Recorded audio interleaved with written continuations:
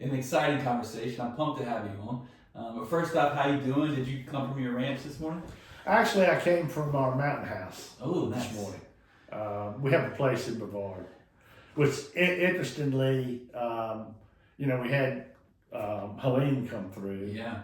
and the houses around us had severe damage, and we have a damaged gutter. So, all things considered, you got out pretty good.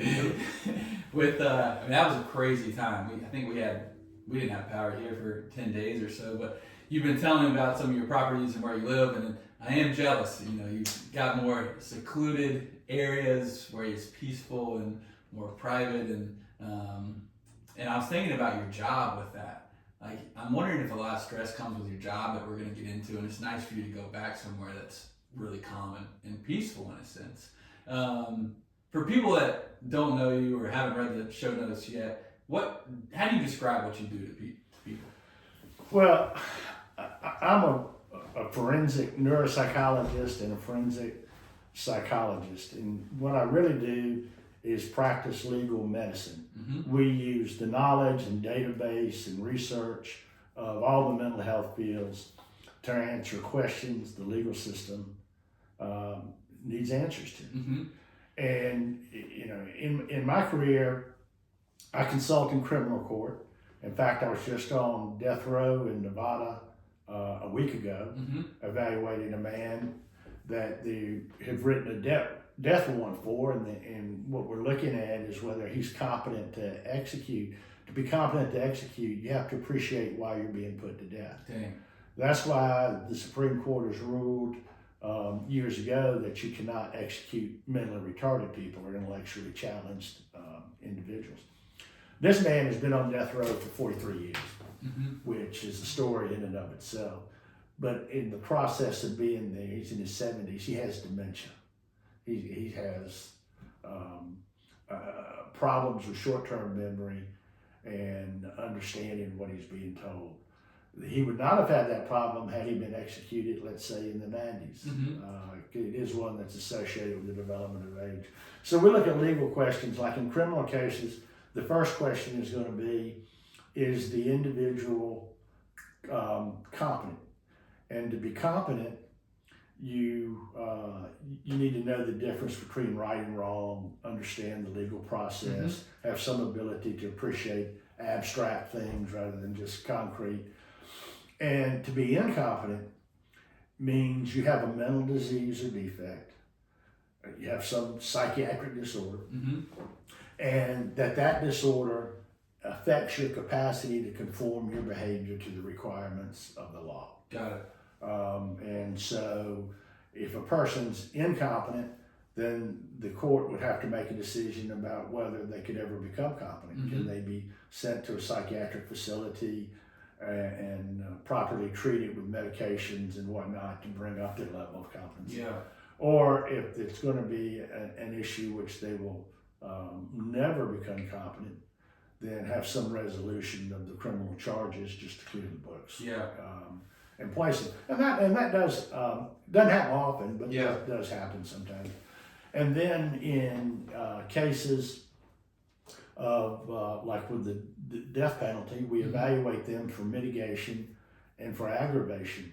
Mitigation would be, do they have any psychiatric disorders or anything that affected their upbringing and life? Sure. That the court would need to consider in sentencing them. And then we would look for aggravation, and aggravation would be like if it's a sexual abuse case, is the person a pedophile that would continue to be a danger to our community, and the court would want to know that and reaching sentence. And then we are called into cases in which, say, I have one right now in which a minor murdered somebody, and the court wants to move them up to General Sessions Court, wants to try them as an adult. Yeah. Are they still a minor? They're still a minor, but they can do that, and they've done that in our state to someone as young as 12. Dang. But we look at whether they should more appropriately be handled in family court, which handles criminal events that minors do.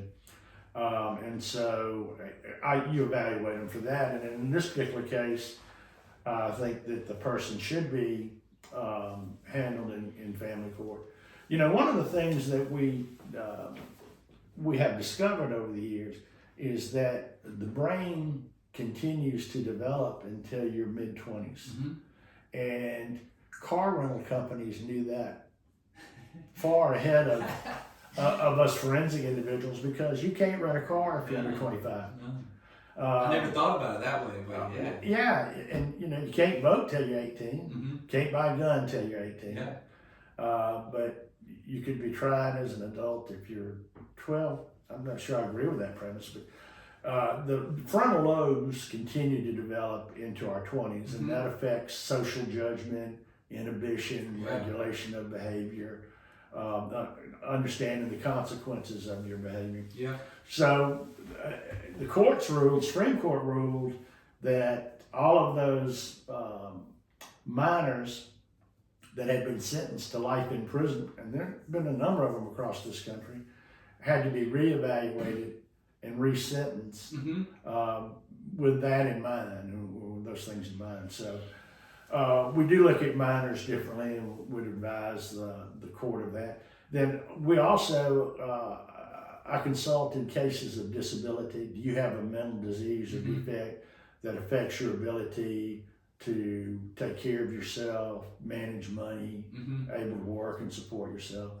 So we do consult that. We consult in probate court, whether someone has testamentary capacity, whether they have the judgment to be able to make a free will. Yeah, sure. Or sign a contract.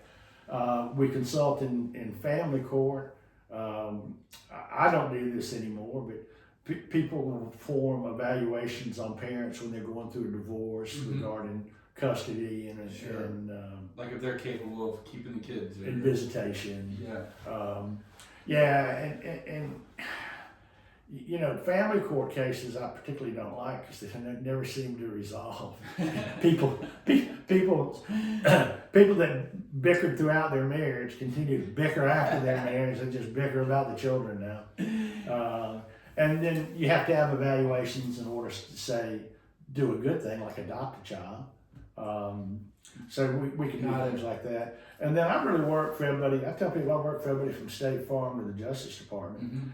I get involved in personal injury lawsuits in which someone is suing another entity saying they had a mental injury, so they had post-traumatic stress disorder, or they got involved in an accident and now they have a major depressive disorder, or things of that nature. So, and I actually have a national practice. I live in South Carolina. My office is in South Carolina.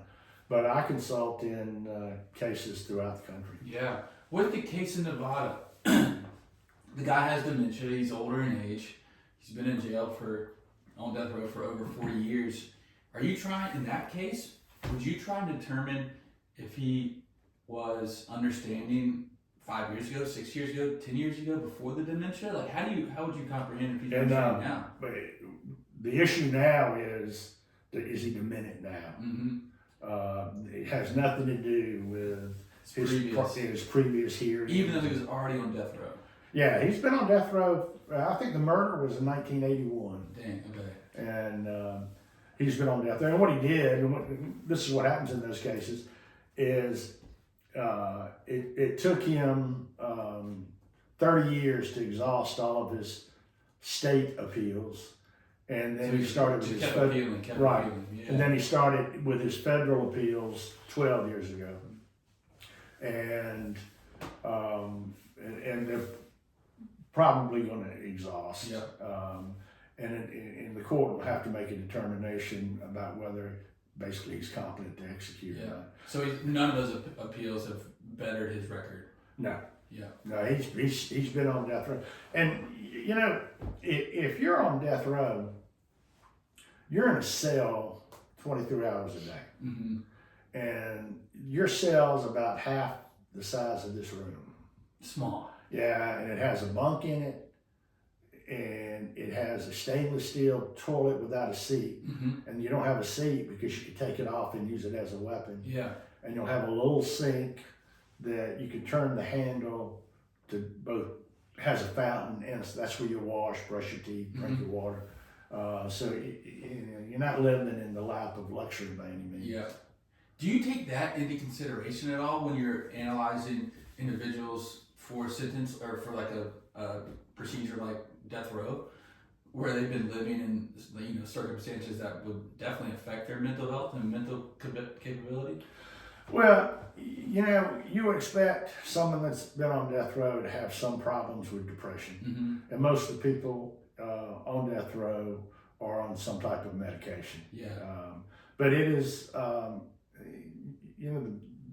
the biggest problem when you're on death row is boredom. Yeah. You spend 23 hours. And we all go crazy. Yeah, I mean, some states you can have TVs, some states you can't have TVs, some states you have a TV outside that you can look at through your remote. But I'm a reader. I read a book every 7 to 10 days. I don't think I could read 15 hours a day. Yeah, totally. With although I had a case one time, one of the things when I do an evaluation, I like to read all the records about the person's medical history or mental health history and employment history and all. And I had a case, and usually that's going to be anywhere from 1,000 to 5,000 pages. But I had a case one time. That's a lot of your reading. I had a case one time had 34,000 pages of it. And you read all day. When I'd go home, the time I usually spent reading, I wasn't reading. And so Carolyn asked me one time, she said, "David, you haven't been reading in a couple of weeks. Is there something going on?" And I won't say exactly what I told her, but I told her I was tired of reading. Yeah. With, it's such an interesting job you have, I guess you'd say job, but what career you have. What were your thoughts getting into it? Like, what were you doing before you, maybe you've been doing this since the beginning, but like, what were you doing to get into it? I was actually in a principal in a group practice that offered psychological services to business, industry, and individuals in South Carolina. It's called Behavior Resources at the time. Was it? Go ahead. And I started doing consulting with the Department of Social Services as the public service side of my practice. So I would evaluate children who's been considered to terminate their parental rights because of the abuse and neglect that they had experienced. So take the kid away from the parent. And I would evaluate children who had been sexually abused to determine treatment programs in custody, and I would evaluate children who had been physically abused. And there really were some heart-wrenching tales of children out there that had been abused and neglected. I ended up, I stopped doing Department of Social Service consultation because there was a case in which there were, I think, 4 children, 2 young teens and then 2 small children, 3 females and a boy. And the children had been removed from the mother numerous times. She'd go on alcoholic binges that wouldn't come home. They lived in a mobile home, but the mobile home had a hasp lock on the outside, so they're basically locked in for when she was gone. And I felt that the best needs of the children was to terminate parental rights, and we're going forth to doing that. And right outside the courtroom, and it was the old family court building on Main Street. So in Greenville. That's in Greenville. And they decided to return the children to the mother one more time. And the mother ended up, within a year, the mother ended up remarrying. The 2 older girls had run away because they'd been sexually abused. Yeah. It's very predictable. And the mother had brought some guys home from drinking, and the young boy got sexually abused. And I just told them I couldn't do this anymore. Maybe their hearts could take that, but mine couldn't. Yeah. I would just, that was sort of the line in the sand. Totally. Have you tried to stay away from cases like that even now? No, I get involved in cases, but I don't do. I don't work for Department of Social Services anymore. Yeah, because those would be almost always in direct connection to a child and probably a parent figure. I get involved in some cases in family court when it's usually regarding whether the child was competent in a criminal proceeding, but I don't take very many of them, and I mean, probably my hourly fee is too expensive for family court anymore at this stage in my career. But those are tough cases. Yeah, and for mental health professionals, the number one cause of complaints to the licensing board for mental health professionals is people that consult in custody and visitation cases. Tough. Yeah, the losing parent complaints. Mm-hmm. That's what happens. Yeah. With so you make that decision. Did you start your own practice right away, or what was your? No, what had happened is I had two big cases. I had a case with a defendant named Horace Butler, who the Supreme Court overturned his sentence. He was on death row. Overturned his sentence because of my evaluation documenting his mental retardation. Mm. And Horace's case, when you try a death penalty case, you have an experienced attorney who had defended a death penalty case before, and then the other attorney could be just a member of the bar.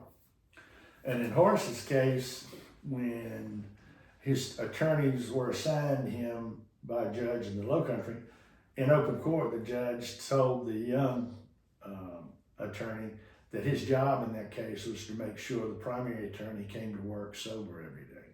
Dang. So you can imagine the kind of defense he got. But interestingly, Horace was convicted. A young white woman working in a convenience store rode her bicycle back and forth to work, was abducted, raped, and killed. The evidence was a pubic hair that they determined was of a black male. Now, Horace grew up, he was in his early 20s. He grew up he was mentally retarded, but he grew up having visual hallucinations of babies coming out of the ground at night and coming for him. We think what had happened is that, this was a very impoverished family, sharecropper, that the mother may have had miscarriages that were buried in the property, didn't get appropriate treatment. Well, anyhow, so he was in his 20s and he's still sleeping with his parents. Horace didn't start school until he was 12 years old because that's the age the parents could put shoes and pants on him. Up until then, he pretty much lived in a man's t-shirt. Damn. I have the family photo. I have it on a poster in my office, just to remind myself how people lived. It was taken by an insurance adjuster. It's the only family photo was taken by an insurance adjuster because one of his brothers had gotten hit by a car. So you can see the brother sitting there on the steps with no shirt on, and Horace in the background with a white, or it's dingy white, adult t-shirt on. So Horace got picked up on some other charges while this investigation is going on, and he's phobic over the dark. And there happened to be an attorney there in jail that told him not to talk to anybody. He'd be back in the morning and would help him. I think it was DUI. And the police found out that he was afraid of the dark and cut the lights off, and he confessed to the crime. Damn, just to get out or something? Just to get the lights back on. Yeah. And that does happen. Yeah. And so you believe at that point he was now wrongfully convicted from the pressure? Yeah, I think he was probably wrongfully convicted. The physical evidence wasn't great. By the time the Supreme Court, he was very well represented in his appeals by John Bloom, who specializes in that. And I think what ended up happening is when they overturned his sentence, they just pled it out to time served, just in order to save his life. But I mean, it's amazing how people give statements and confessions that under that type of pressure and just like John Grisham has a book that's recently out called Framed, which is about true life cases of people being wrongfully committed. If you're interested in that, it's a good book to read. But it is. I've had some wrongfully convicted criminals on the podcast. There you go. Of murder, and one's Derek Hamilton, and I mean, it's crazy how many people are wrongfully convicted in jail. You know what happens? We all watch police shows and lawyer shows, and we all know about you have the right to remain silent, you have a right to an attorney. But it's amazing how most people forget they have those rights. And they don't realize every time you open your mouth, someone's recording that as a statement. If you get in any kind of legal difficulty, the first thing you should do is not talk and get an attorney. Yeah, with the circumstance, like his name was Horace. He had some mental capabilities that were obviously not all there. You put people in pressure like that, you put people in uncomfortable situations, probably sleep deprived, probably hasn't had food in hours. I mean, you don't think clearly a lot of times in those situations. Anybody would. Yeah. With so you have this case, and was this the turning point in your career where you were like? Well, I had another case. I had that case, and then I had a case locally against Orkin, a pesticide company. And what had happened is people had their house treated for termites. And back then, every house would have, to get a termite bond, they would come out and they would dig a trench around your house, and they would put a termiticide in there and then cover it back up, and that's how you got a termite bond. Well, these people were claiming they had all of these neuropsychological symptoms related to Orkin putting too much of the chlordane is what it was. Somebody my age, maybe not your age, but somebody my age would have some chlordane in their body fat because they used to broadcast spray the grain fields with it. And they finally took it off the market because the federal government would never set a safe limit. They got tired of all the litigation. But, the chlordane levels would be high, and as it turned out, the father in that family was going at night and spraying chlordane out. So when you went out and took air samples, it would be high. So they got a zero defense verdict, and because of those two cases, they both happened in the same year. I started getting referrals from around the country to be an expert witness, and I decided I liked it better. And that's what you say, you're an expert witness in most all these cases. That's right. Yeah. The thing about, people don't realize this, that it's hard being a treatment provider. I don't care whether you're a dentist or a veterinarian or a pediatrician. You always have to be on your A game when you're treating patients. Yeah. They can't see you have a bad day. A lot of what I do is read records and write reports. I can have a bad day. I think that too sometimes. It's like I wake up, nobody really knows if I'm having a bad day or just got bad sleep and feeling tired. But if you're a doctor or a dentist or somebody that's seeing a patient you can't be doing that. No. I mean, you have to be cheerful. And, all the time. Yeah. And it's if you're a mental health professional, you're with an individual typically 45 to 60 minutes at a time. If you're a family practice doc, you're seeing 5 people an hour. Yeah, totally. So 10 minutes is a long time to see your doctor. Yeah. With when you're analyzing an individual, what are some of the things you're looking for right away? Like, is it body movements? Is it the way they talk? Is it how they're dressed? Is it? Well,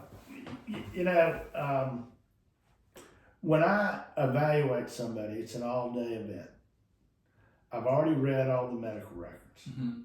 So I already know what your medical history says about you and your school history. And because I'll ask for employment records, I'll ask for academic records, I'll ask for medical records, treatment records, whatever the other experts are saying, I'll read all those reports. And when I see you, my evaluation will have 5 parts. And I'll see you for 8 hours. It's not, you can't evaluate somebody in 20 minutes or 50 minutes. Yeah. I was in Australia lecturing one time, and the rules there is they had 20 minutes to see somebody, and they asked me, what would you do in 20 minutes in an evaluation in a legal case? And I said, I wouldn't take the case, because I can't do it in 20 minutes. But anyhow, I'm going to have behavioral observations.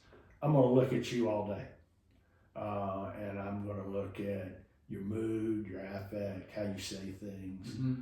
And, when you first come in, when you're doing an evaluation that has legal implications, either you could be punished or not punished. You could get a big check or not get a big check. It's nerve-wracking. Yeah, but you come in. I don't get to see a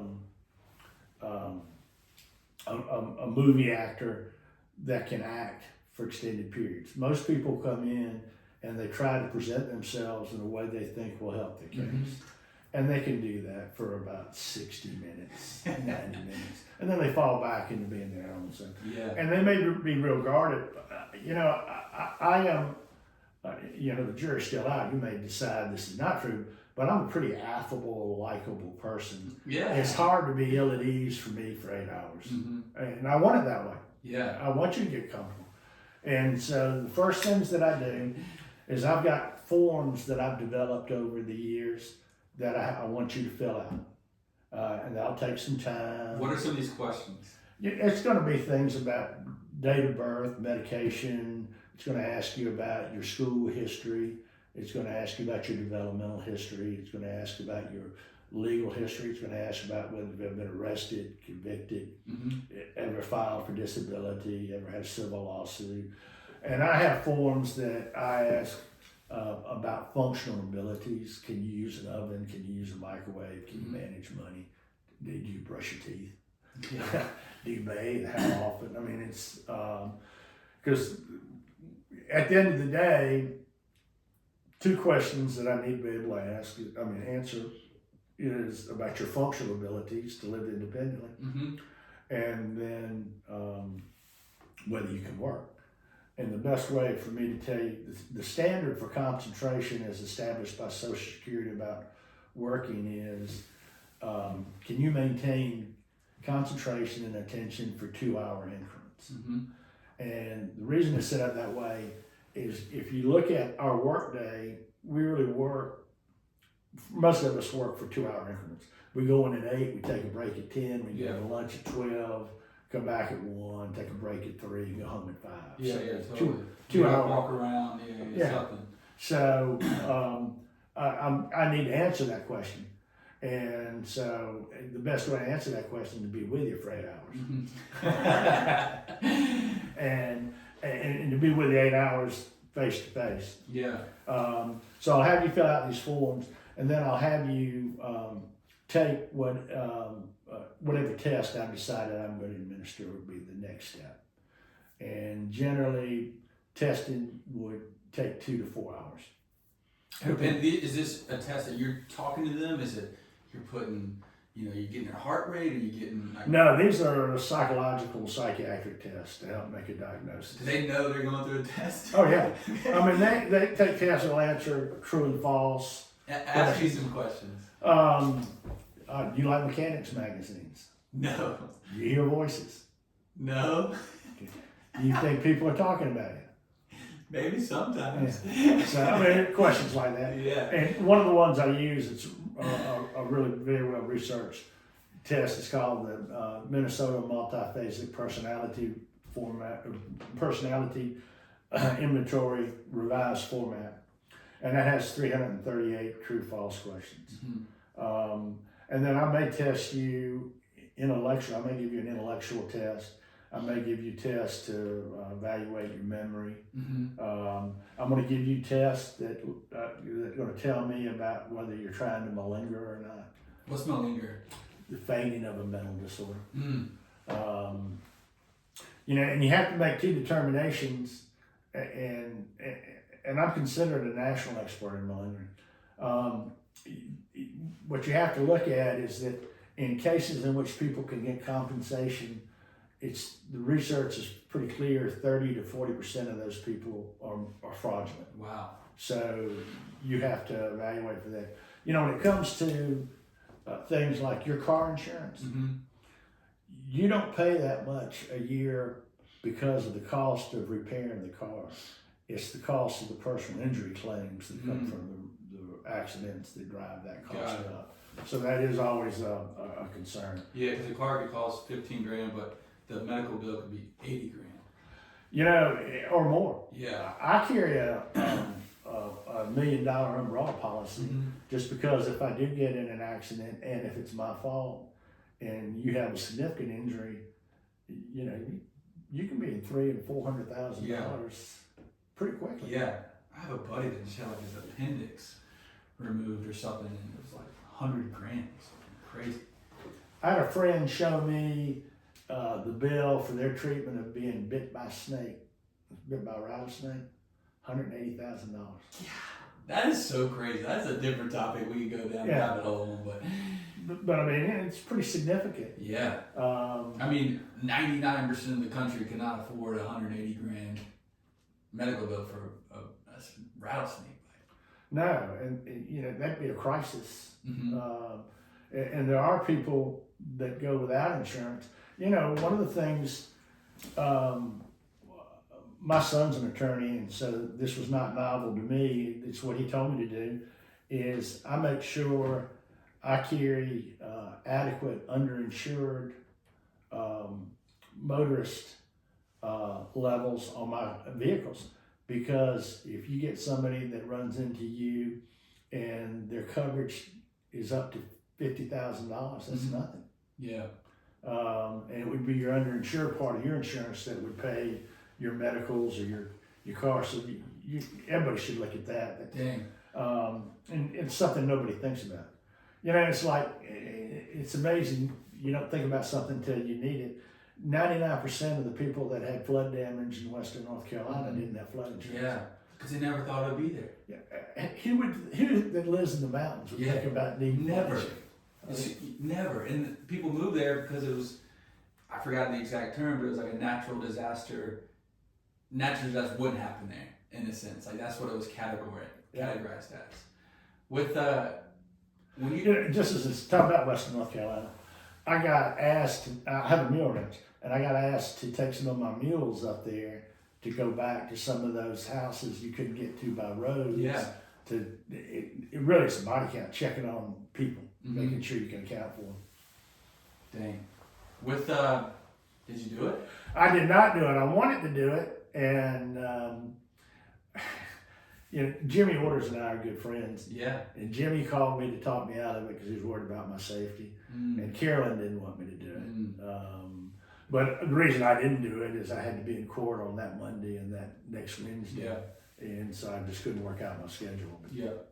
With you being a cowboy, I'm sure you wanted to do it. Yeah. I mean, it's, I like to ride. Yeah. And if I could help people by doing it, I would certainly do it. Definitely. With the individuals that you talk to that you either determine are guilty of whatever it might be, or they've already been determined guilty and, you know, maybe you're looking to see if they can be put to death or something, but what are some of the characteristics that are common traits for these individuals? Well, I'll tell you some common traits of serial killers that might surprise you. Okay. The majority of them are born in November. Really? Why? We You don't know? know. The majority of them had enuresis from bedwetting problems. Really? Nobody knows why. Yeah. But I asked that. Yeah. Do you well, are there things like the way they answer questions, the way they, are they have bad hygiene? Do they have is there any characteristics around for murders, for instance, about was it their past history? Is there common actions or things that have happened to them in their life that you see that kind of are more common in a lot of those individuals? Well, there's a guy named Dave Grossman, and he wrote the book on killing. And he has also written 2 books on the problems with violent video games. Mm. And one of the findings that,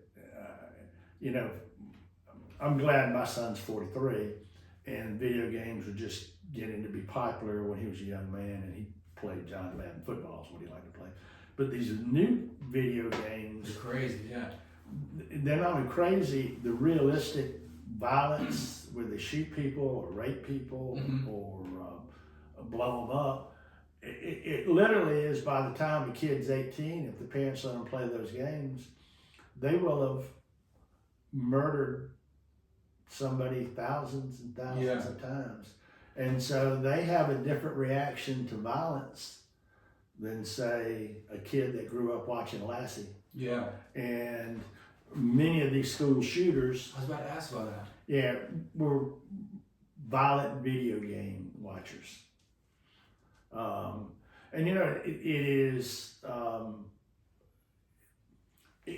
seen, violence is seen as common to those people that watch those kind of games versus someone who does not. Yeah. And it's like the guys in 9/11, those non-pilots that flew those planes practiced on video games. Yeah. You can do simulations, you can do tons of stuff like that. Yeah. Used to be, one of Grossman's books is about what happens to people that you train to kill people. What are the psychological complications of that? And it's pretty interesting. Basically, his conclusion was that if you're in combat long enough, it's not a question of if, it's a question of when you'll develop post-traumatic stress disorder. And people were very averse to killing somebody. When the Battle of Gettysburg, which is the bloodiest battle that's been fought on the United States, after the day after the battle, 15,000 muskets were recovered that had never been fired, and some of them had been loaded as many as 8 times. So people are pantomiming like they're going to shoot, and pantomiming like they shoot, but they don't actually shoot. And so the armies evaluate how effective their troops are. They determine killing rates, and the killing rates are the rates of how many of your guys actually engage in behavior to kill other people. And in World War II, I think the rate was about 25%. 25% of fighter pilots or 25% of infantrymen actually were trying to shoot. The rest were engaging in helping behavior. They'd bring ammo or tend to wounded and whatnot, but would actually not shoot to kill somebody. So that changed the way we did, the way we started training our troops to kill.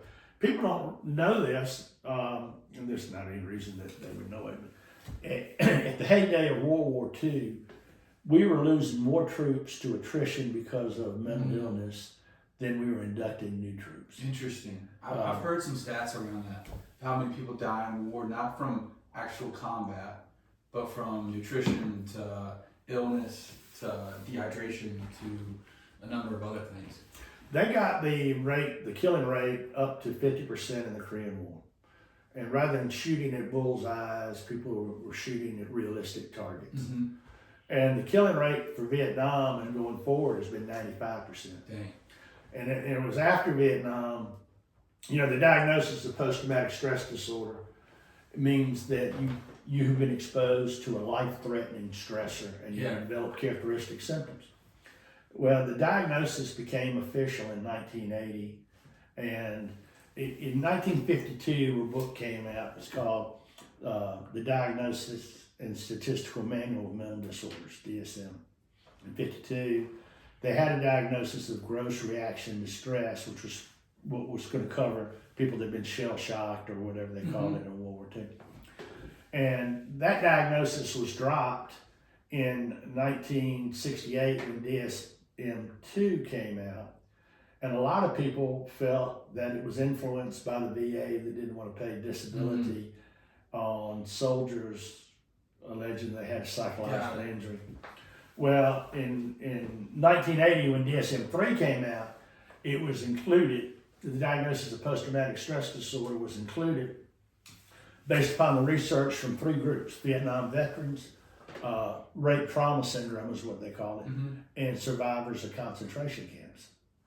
And that diagnosis was amended to apply to children in 1987, DSM-3 TR, and that was based upon the research that came out of, there was two young men from affluent families kidnapped a bus full of small children out in California, Coachella, and they hid the bus in a rock quarry. One of the young men's fathers owned a rock quarry in a pit, and the idea was they're going to get this big ransom from the state of California and live happily ever after. What year was this?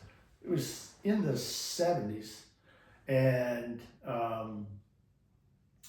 interestingly, after the young guys left and had them locked in the bus driver took all the children, took them through the exit door that's in the ceiling of the bus, got all the kids out, and so when the police responded, they found the bus driver walking up with all these young children. And then the diagnosis of post-traumatic stress disorder has been modified. That's a diagnosis that has happened in our lifetime. And you know, there were probably precursors. There used to be a diagnosis, this is before we had the authoritative text, called railroad spine syndrome. And that was the belief that if you had concussion to your spine, you would develop mental and emotional symptoms. And of course, obviously that's from litigation with the railroad trains. So it's sort of been interesting to see that develop. Now, we see people, in litigation, we see people diagnosed post-traumatic stress disorder all the time because it's an incident-specific diagnosis, but it's a misuse of the diagnosis. Yeah. It needs to be a life-threatening event. Got it. So it has to be a certain almost degree of PTSD? Well, you either have PTSD or you don't. Yeah. It's not one that comes with... What are some characteristics of PTSD? You know, if PTSD is as much a physiological diagnosis as it is psychological, I evaluate veterans on a regular basis. And it's interesting, I can evaluate a soldier that while he's overseas in Iraq, wearing Kevlar, got a sidearm, carrying a rifle or manning a machine gun or something, doesn't have PTSD. Comes home and he has no Kevlar, he has no weapons, he hasn't got his buddies with him, and he develops PTSD. Yeah. Usually, I mean, PTSD can have a delayed onset. Usually it has an immediate onset. But what happens is you are exposed to a life-threatening event that causes you to have real intense horror, fear, anxiety.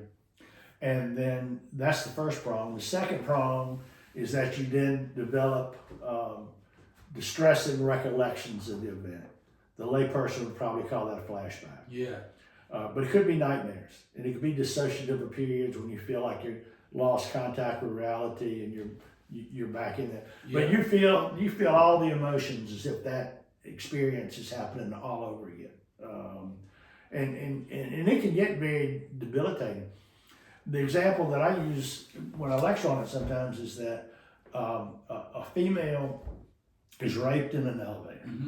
for example, and has PTSD, and PTSD is common in somebody that has been raped. So what happens to her is that when she comes back to go to some appointment and she sees the signs that say elevators, and she starts having panic and emotions thinking about that traumatic event that she had. So she flees. That's the avoidance. And what that fleeing does, it reduces the anxiety, which reinforces the fleeing behavior. Yeah. So the next time, or sometimes after that, when she comes into a building, just getting close to the elevator banks, she starts having that and she flees. Yeah. And then it can migrate to where she won't even go into a building that has elevators. Yeah. And so that's sort of the avoidance that you would have. But then you'd have others. You'd have to have some impairment in social, occupational function, in some other psychological area of your life. And you could have specific symptoms, such as having loss of concentration, irritability, panic attacks. So when you have severe anxiety like that, you can have heart palpitations, racing heart, shortness of breath, feeling very hot. Yeah. Is there and I don't know if it is or not, but is there a common, when people are trying to pull the wool over your eyes, they're trying to fake something, are they trying to fake like they've got a disability from a certain product, or that they may have a disability, a mental disability? Could be both. Yeah. Could be either or both. That's the other thing. I'm doing an evaluation. I'm watching them the whole time and making notes. I'm giving them psychological, I have them fill out forms. I'm giving them psychological tests. And I've already read their medical records. Yeah, you know a lot about So I've got 4 prongs. And then the last one is the interview. And so in the interview, I'm going to open an interview by asking you to tell me, I'm going to tell you, I want to make sure I know exactly what happened to you from your perspective before you leave here today. And so I want you to tell me what happened. And then, I may ask questions, but I'm pretty much just letting them tell me. Yeah. And then I'll ask them, I'm going to say, I want to make sure that I understand this, so I'd like you to be as specific as you can and tell me everything you feel is wrong with you today that you related to that event. And I want you to be as specific as you can, so I'll try to make a list. And then I'll do a general clinical interview and mental status exam. And then at the very end, if I feel like you're lying to me or distorting, I'll challenge you at the very end. And I really wait till the end to do that because I've already got all this other information to form an opinion of. Yeah. And so if you get pissed off and walk out of the evaluation, it's okay. You're already good. But I will want to see what you have to say about that. So you're not actively, while they're talking, almost trying to point out the holes in their story. You're just kind of taking note of that. I want to get the story. Yeah. And then at the very end, you'll go back and like, hey, Sam, you said you were here, but that doesn't add up with what you said you did later in the day. And when I see somebody, I that's the only person I'm gonna see that day. And so I'm watching for when they come in. I want to look at how they walk, and how they talk, or whatnot, and I watch how they leave. And so, I mean, I've had people tell me before they can't drive, and I'll watch them pull into my parking lot driving, and I watch them leave driving. Yeah. And then there's an interesting thing people do. There are a lot of people that have 2 photo IDs. They have the state issued ID and they have their driver's license. And when they're applying for, a lot of them with disability or with personal injury, they want to give you their state issued ID and not their driver's license. And it may be because they have had a prior DUI or some other reason, but I'll ask to see the driver's license. And there are a certain population that don't have a driver's license and drive. Yeah. We got an election a couple of days from now. Yeah. And there's some issue about whether, it's not in our state, but whether people should have photo ID. Yeah. You have to have a photo ID to go to the emergency room. Yeah. It's Yeah, crazy. it is crazy. Makes perfect sense to me that you need to have an ID, but that's Yeah. just me. So, with Sometimes when I get asked for an ID, if the person's jerked me around or I want to jerk them around, I show them my CWP instead of my driver's license. Hey, listen, I got this license too. Yeah. With you mentally, like, do you ever have to do a reset of your, like, I mean, it sounds like through your experience from your career, you've come across some really, like, tough situations to probably handle yourself mentally. How do you work with that? Your own mental health and things? Well, I live on a ranch. I like it. And That solves a lot. And I prefer to associate with animals. I have horses, mules, and dogs, and spend time with them. And I'm blessed in that I have good relationships with my adult children, and spend a lot of time doing stuff with my family and whatnot. So you're able to turn it off? I can turn it off. Yeah. And the ones you can't turn off, for me, the ones you can't turn off are when something's happened to a child. Yeah. Like that one in Cherokee. Yeah. I mean, it's, and in that case, that child had cerebral palsy. Mm-hmm. She, take me through that case. Okay, there was this child was born with cerebral palsy, really couldn't talk, had to be fed through a tube, and the child had been removed from her parents on several occasions because of neglect. And basically, each time the family wanted to get that child back, because the family wanted that child's Social Security disability check. So when a child is on disability, they can receive a check through Social Security? Oh yeah, there's, everybody knows about Social Security, but there's Social Security disability insurance. Got it. So I wasn't really sure. And there's a hidden welfare system in Social Security, in that if you have a child, say they're 3 years old and they're mentally retarded or have cerebral palsy, they can be determined disabled, and you could get a check, and then probably more importantly, at some point be eligible for Medicaid for your health insurance. Got it. And so mental health centers and hospitals have what they call disability specialists that work to get those children on Social Security disability so they can then be reimbursed for their services through Medicaid. And they do it for adults too. Yeah. And so obviously a 14-year-old child with cerebral palsy, intellectually disabled, can't manage their own money, so one of the parents would be named as the recipient of the check.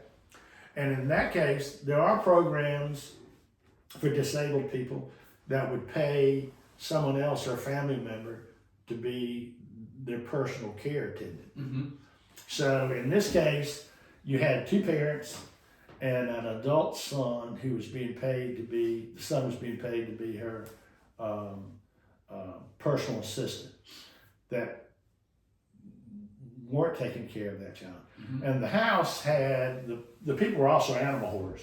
The house had, by the time the police intervened when the child had died, the house had 38 animals living in it. And what happens to these animal hoarders, they jump up to those high numbers because generally they don't neuter their animals, so they have litters that add to the population. And so the house was so full of animal feces and urine and trash and roaches that the police and coroner had to wear hazmat suits to investigate the living circumstances. Well, the parents just recently were found to have homicide by neglect and given life sentences. And I think the son, who was the personal attendant, got 40 years. What were you doing in that case?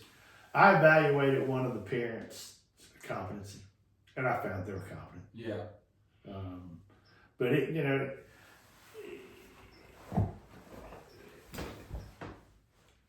people, not everyone lives like you and I live. Mm-hmm. Not everyone takes their trash out.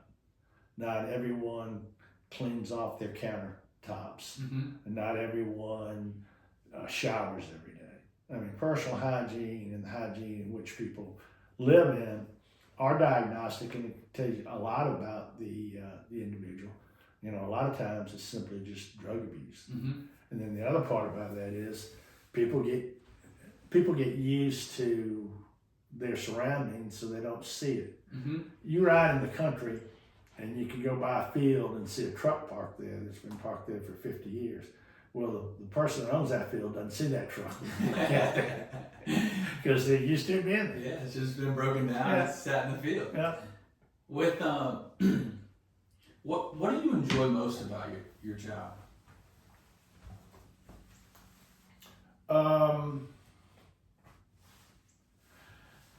There's a couple things.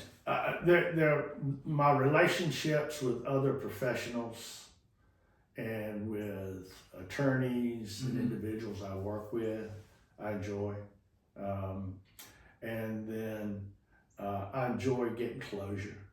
That's what I was wondering. Like, you get to close the book on some Yeah, things. you know, when you're treating people, And either like one way or the other. It could be saving a life or yeah, ending a life almost. yeah.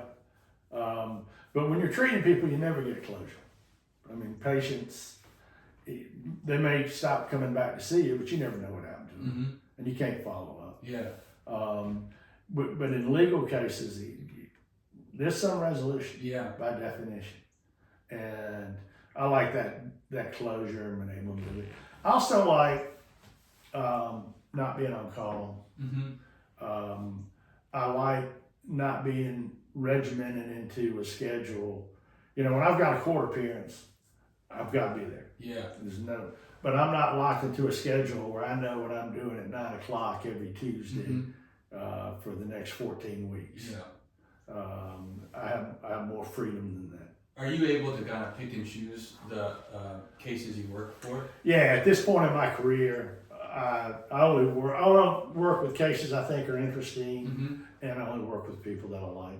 Are there certain cases that you find more interesting?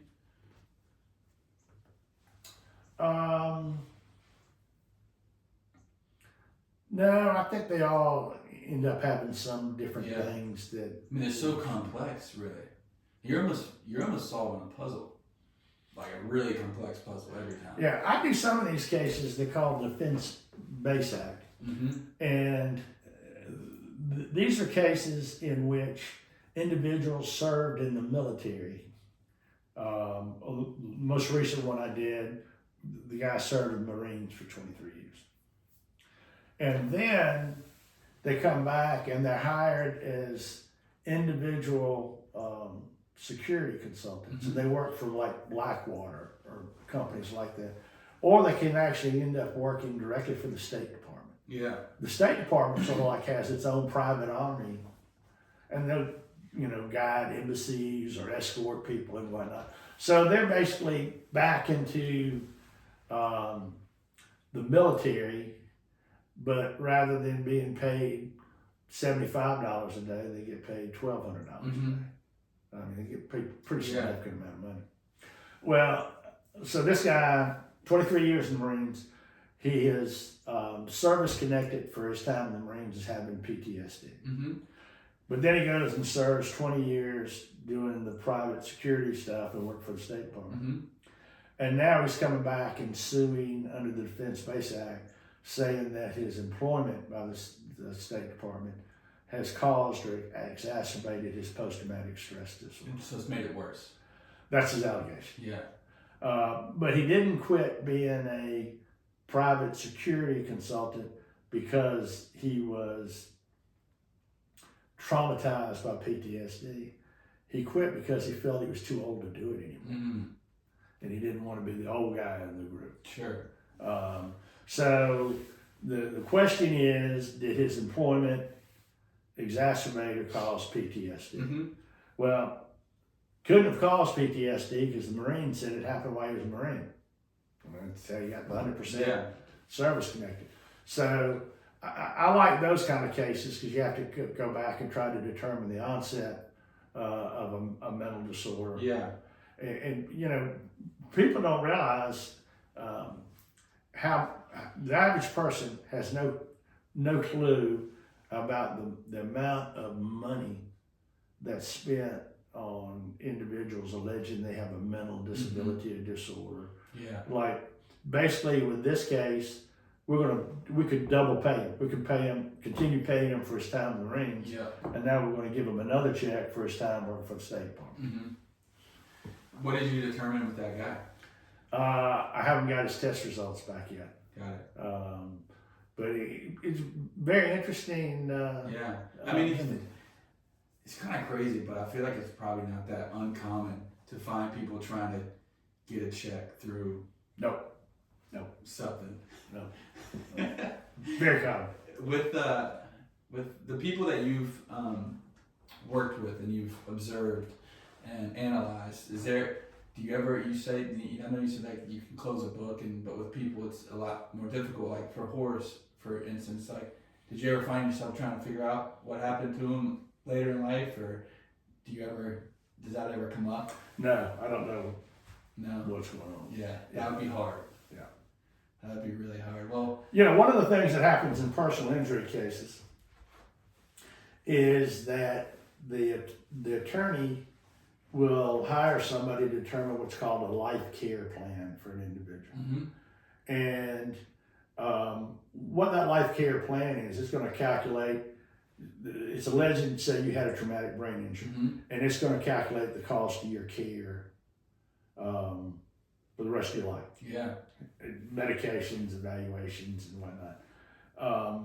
And you know what they want to do is they want to come up with a number for the attorney to settle the case, and I get that, and I also get that you only have, if you're an attorney and you have a claim, you only have one bite at the apple, so Mm-hmm. you need to do the best you can for your client. Mm-hmm. And So they're trying to get as much as they can. They're trying to get as much as they can, and so we don't know whether those life care plans are valid or not. I don't know of any study that's taken all of these people that have been in litigation and had their claims settled based upon all these life care plans, Mm-hmm. whether anybody's ever followed through with all that treatment, or whether they just cashed the check. A lot of times they probably just cash the check. Yeah, that's what we believe. But you know, and I understand they need to come up with a value. That's Yeah. what they're working on. Yeah.